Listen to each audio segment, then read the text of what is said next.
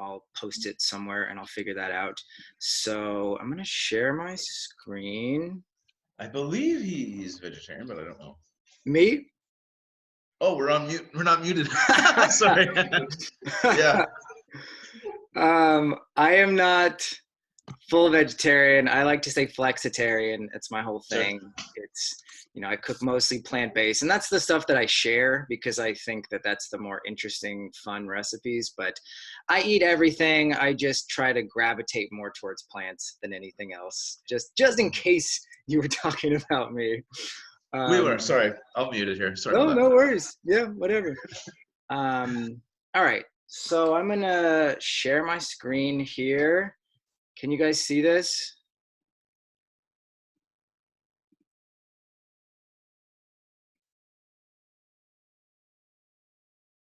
All right. Can y'all see this? Yeah, we can. All right. So foods for the end of the world. I'm trying to have a little fun here, but we'll give it a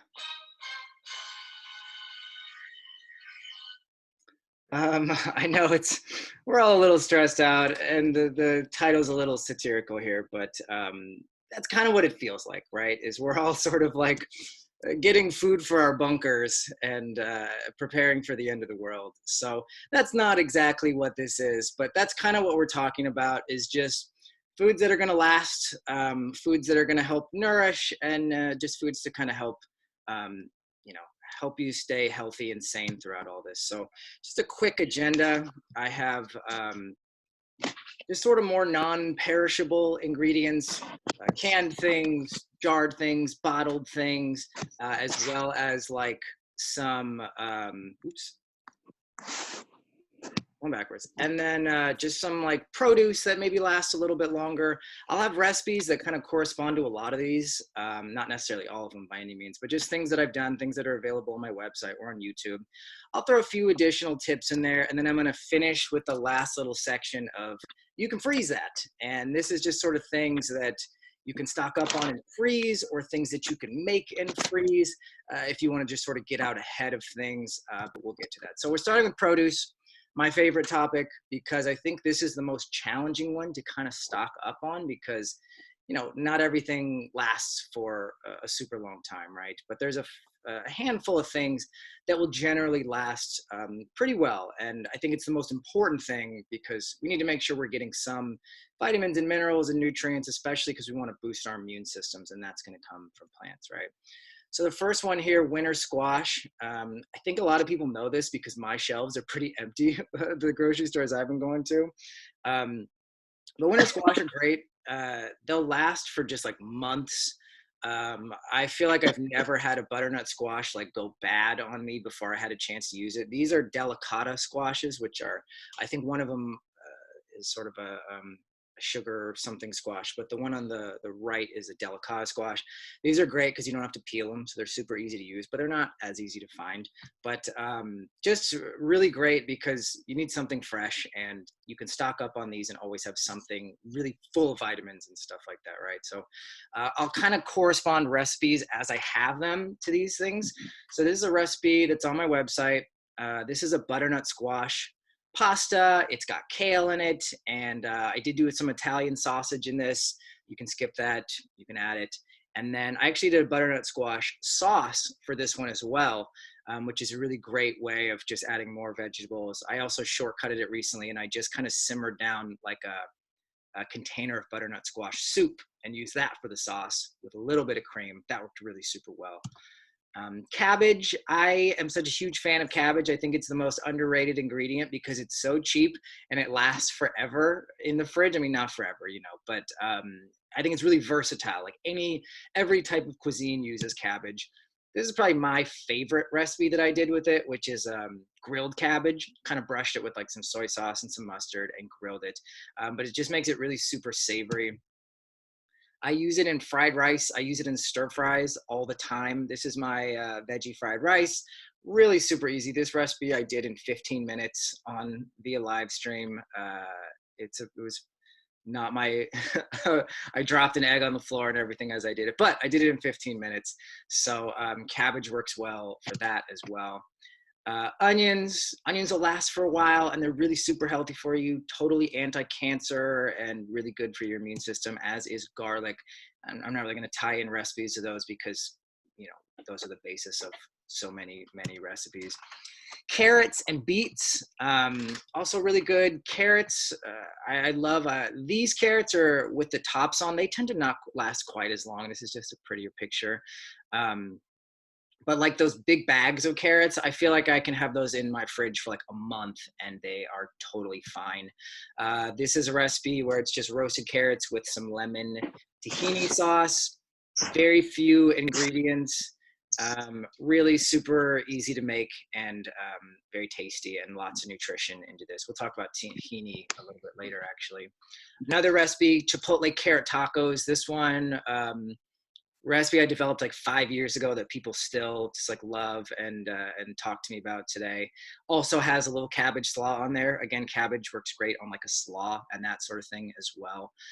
But just really simple, really tasty recipe. Sweet potatoes, another thing that seemed to be gone. Well, I found a lot of sweet potatoes at my local grocery stores, but not a lot of regular potatoes. I think that's what people are kind of stocking up on. But sweet potatoes, so healthy for you. So many vitamins and minerals in there. This is like a sweet potato chili that I did. Sweet potato black bean chili. You know, added some fresh stuff. The nacho jalapenos there actually kind of come in a jar sort of thing too. But just a very simple way to utilize some of those sweet potatoes. Also butternut squash or winter squash goes really well in that type of dish also. Ginger, so important for boosting your immune system. This is actually one of the ingredients that I've been wanting to get more of in my diet. So I don't have a lot of recipes that use this, but they go great in stir fries and in soups. You can do like a ginger carrot soup with coconut milk. Something like that works really well. And definitely it will last a while, you know, a couple of weeks at least, and a really good one for boosting your immune system, especially, which is, you know, that's kind of what we need right now. These are a couple throw-ins here. Apples, I don't think apples last as long as they say they do. All these Google things say they last like for a month. I don't think they last that long, but they should last a couple of weeks. And, you know, again, anything fresh is gonna be good. Pomegranates, I love pomegranates. These will last for a while. Not like the sort of not like when you just get the container of palm arils. That won't last. That only lasts like a week, but you can freeze the arils. But the whole pomegranate like this will last you for weeks, and tons of antioxidants and really great stuff in there for boosting your immune system. So the next one is cans and jars.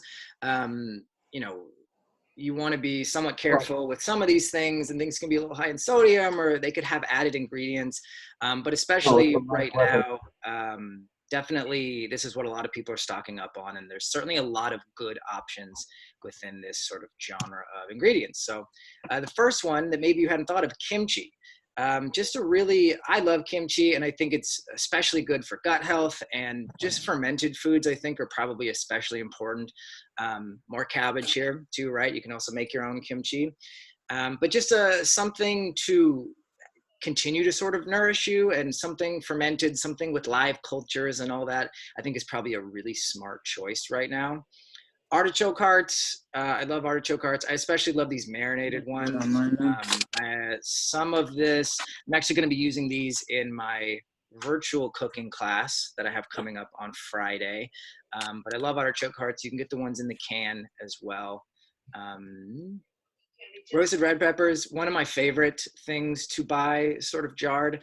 They're great on like sandwiches and in salads. I love making a sauce out of them. I make like a romesco, Spanish romesco sauce. It's like olive oil and red wine vinegar and like paprika and these roasted red peppers, and it's so super good. So this is a recipe I did with that. It's that romesco sauce with pomegranate, some pumpkin seeds, some cauliflower, and I use some microgreens on top there. But just an example of the sauce. And again, all these are available on my website. But this is like an amazing sauce that comes together in like 5 minutes, and it's absolutely fantastic. Peanut butter, y'all probably know peanut butter is something. I didn't see a lot of peanut butter at my local Sprouts, so I'm sure people are stocking up on that. But another thing that maybe you hadn't thought of that you could do with peanut butter, this is a peanut butter satay sauce. So it's soy sauce, it's sriracha, it's a little bit of lime juice, and so savory. This has been one of the favorite recipes that I feel like I've gotten a lot of feedback from. Anytime I'm going and doing an event, I bring this sauce and it just instantly hooks people. And it comes together in like 5 minutes. So just another way to maybe utilize that peanut butter in your house. Tahini, I mentioned this a little bit earlier with the carrot recipe, but just another thing that maybe people aren't stocking up on that they should be, because tahini is super versatile, super delicious, and I make this great sauce with it. It's just a quick lemon tahini sauce, and it comes together again in 5 minutes. Olive oil, lemon juice, tahini, a little bit of salt. It's actually, I think, only those 4 ingredients typically. So just a really good one to add to whatever veggies or meat or whatever you're kind of doing. I should add, I'm not really going to touch too much on like meat and that in this webinar. I think everybody knows that you can buy that and freeze that.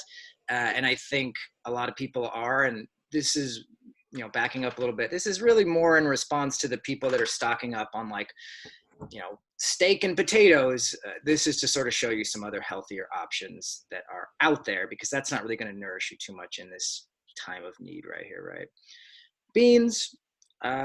Beans, super healthy for you. One of the foods of the blue zones. They've been attributed as a longevity food. If you want to eat long, eat beans. There you go. James has already got it covered. I literally couldn't find beans at my grocery store the other day. All the beans gone except for a bunch of dry pinto beans. So for my virtual cooking class on Friday, I'm going to be making hummus and falafel with pinto beans, and it's going to be fine. It's going to be great.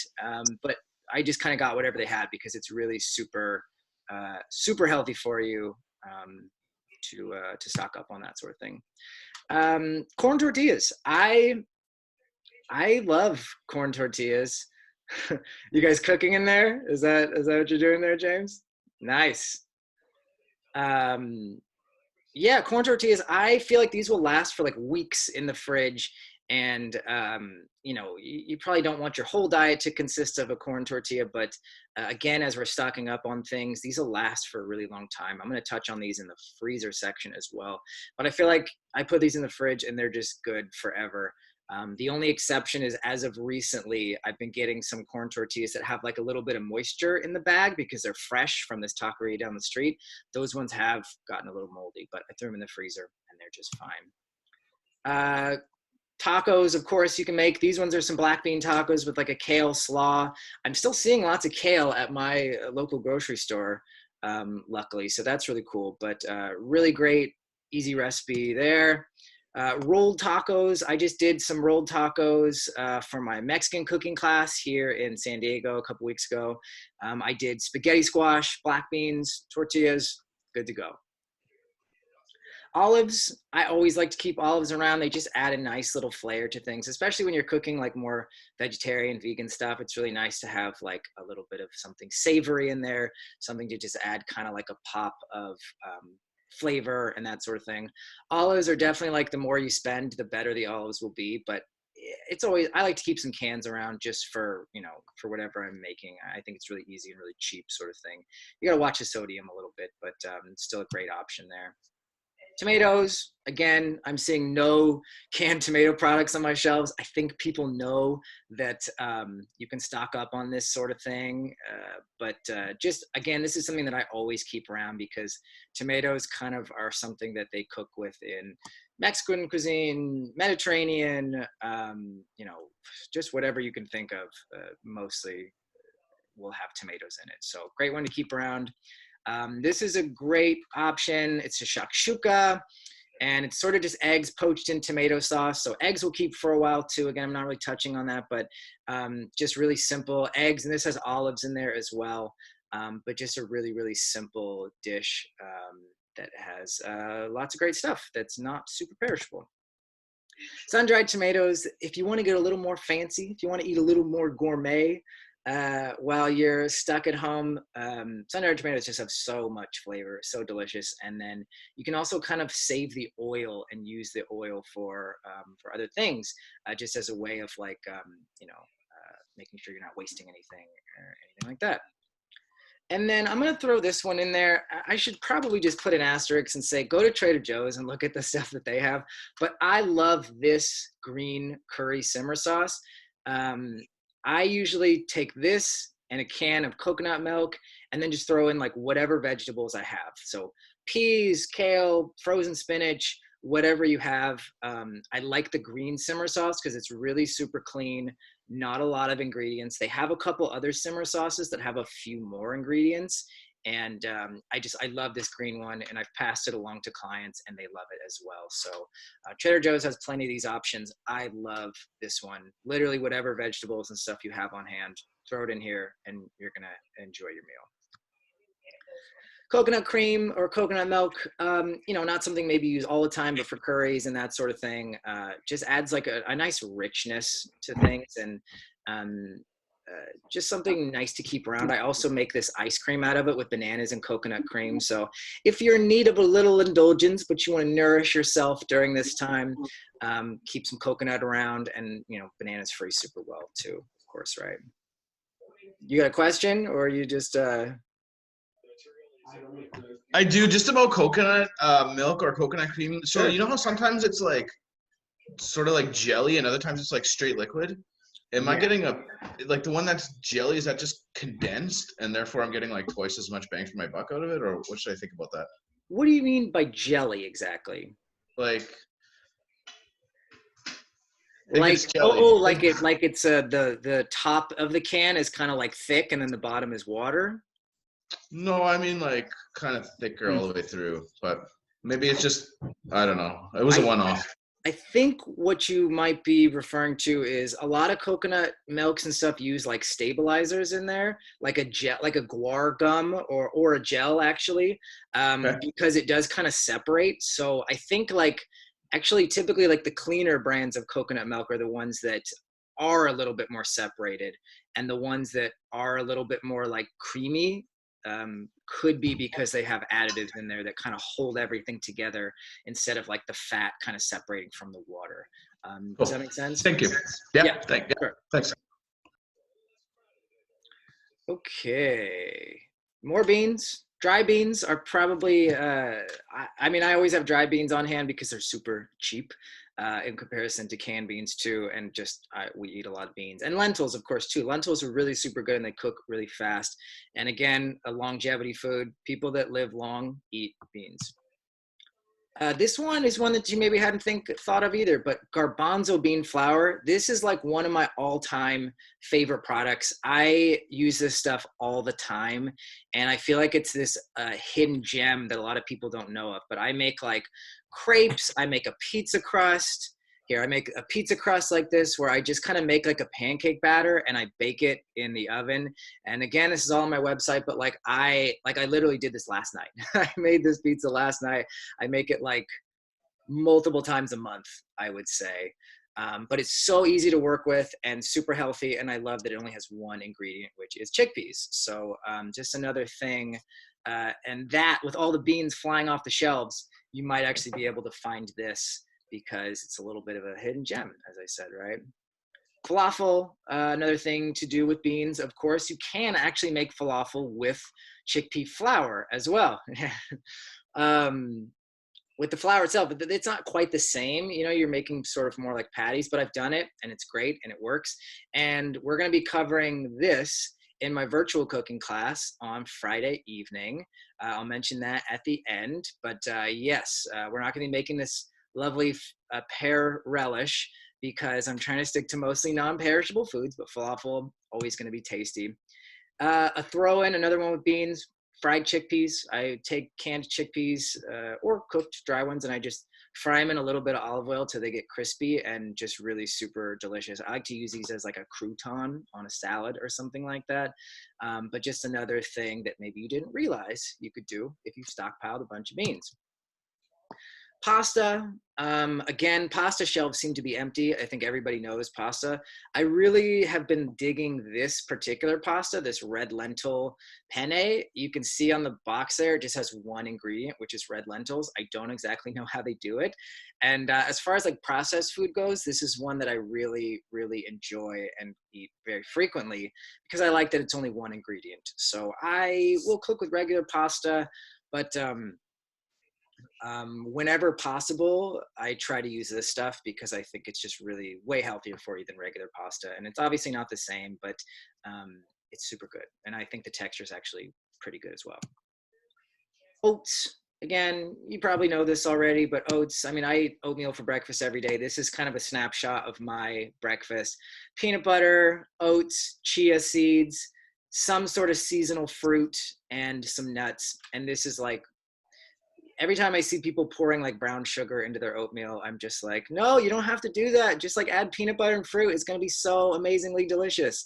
So even if you don't love oatmeal, try adding peanut butter and fruit and you're going to change your mind. I promise you. Grains, of course, grains. I'm using millet for this example because honestly, this was actually all I could find at my grocery store just yesterday. They were sold out of rice and quinoa and everything, but I've actually been playing with millet lately and it's a really great grain. And so I wanted to say that maybe this is a fun opportunity to try out something new because millet, it cooks up just like quinoa. It's really like mild in flavor.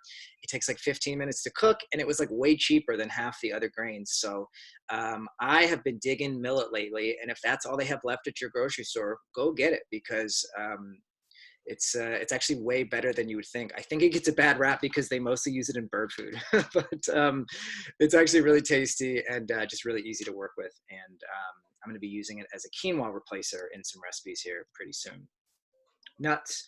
I saw lots of nuts at the grocery store the other day, so I don't know if people are stocking up on other stuff, but nuts are obviously going to be great. I threw this one in, dried mushrooms, just because mushrooms are so super healthy for you. They've got so much like good stuff. And I don't know if the dried ones are going to have quite as much of like a nutrient dense profile.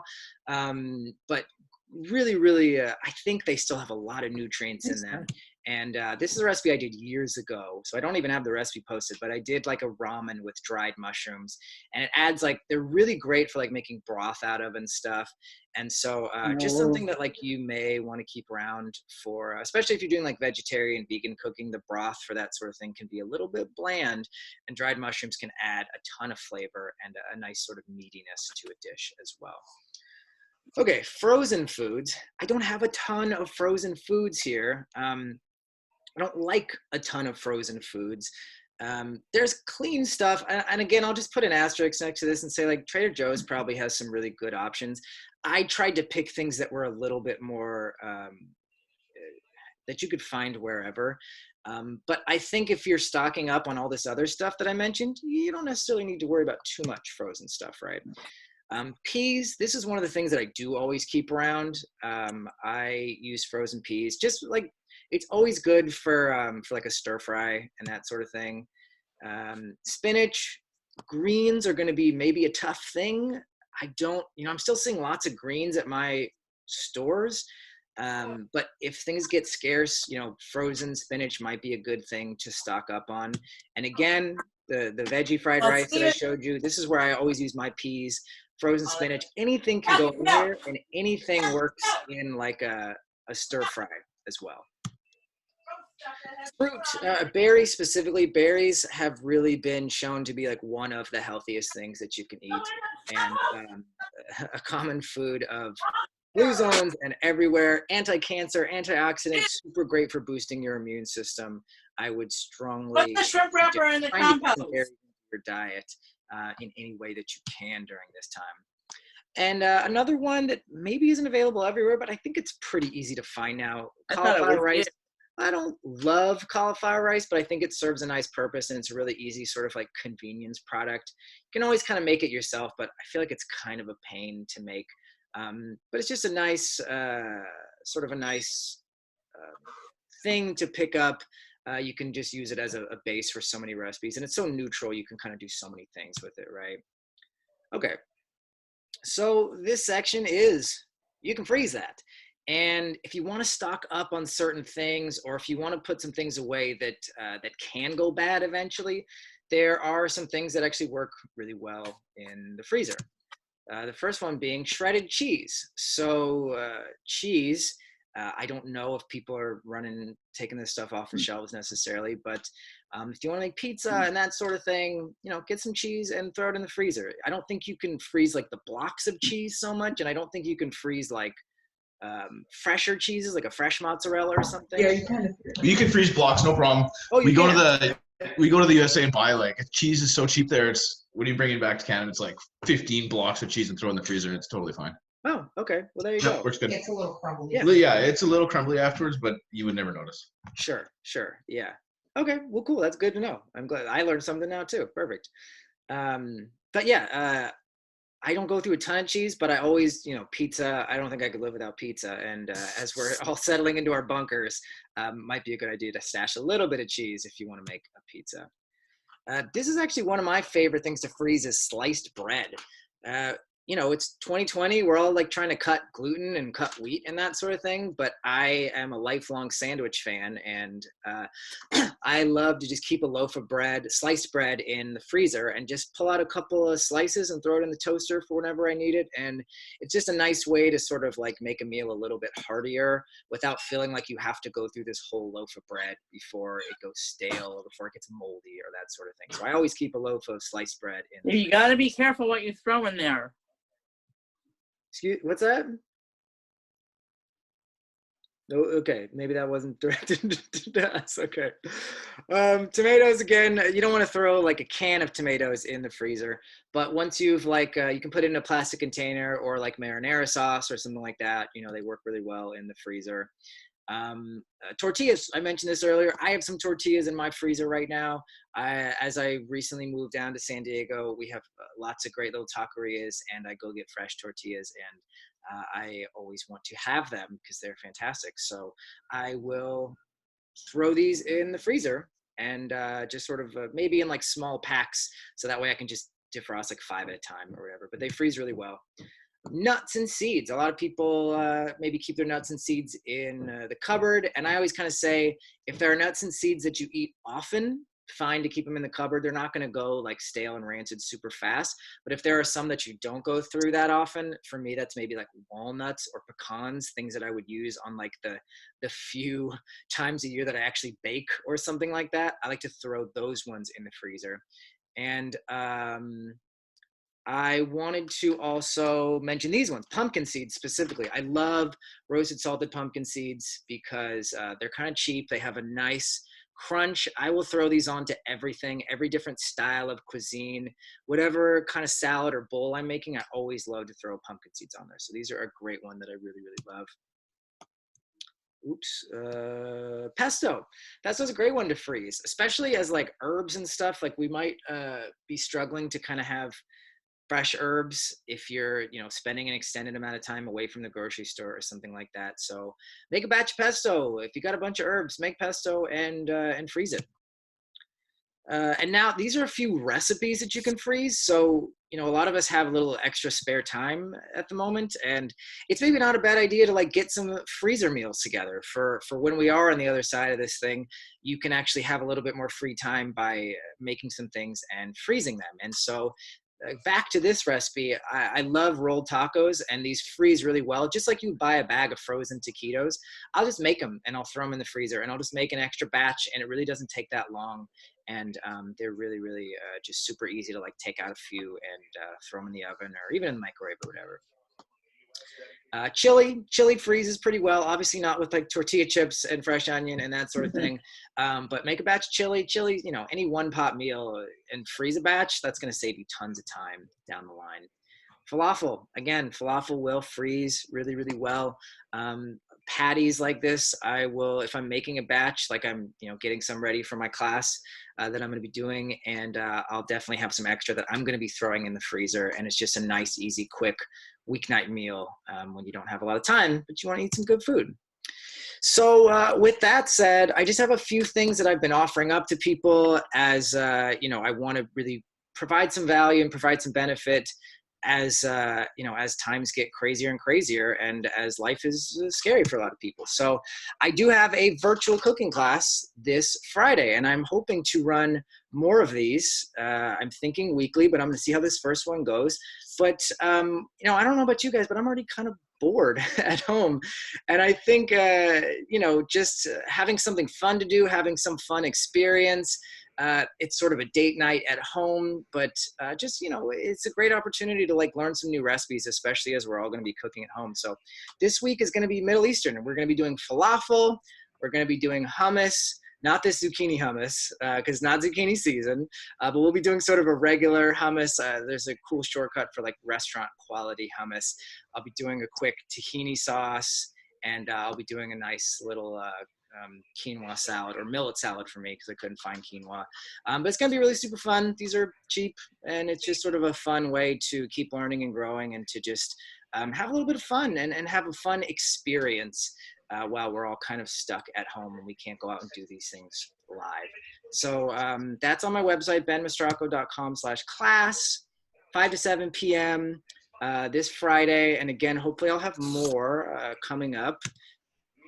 And then I'm doing just heavily discounted coaching services. I know that there's so many people that have been wanting to get healthier, and there's a lot of obstacles in your way. And I think right now more than ever, it's so important that we have strong immune systems, and that we just nourish ourselves and take care of ourselves. And I think that when all this stress of everything hits here, it's really easy to kind of let these unhealthy habits, kind of binge on things or eat junk food, whatever we have.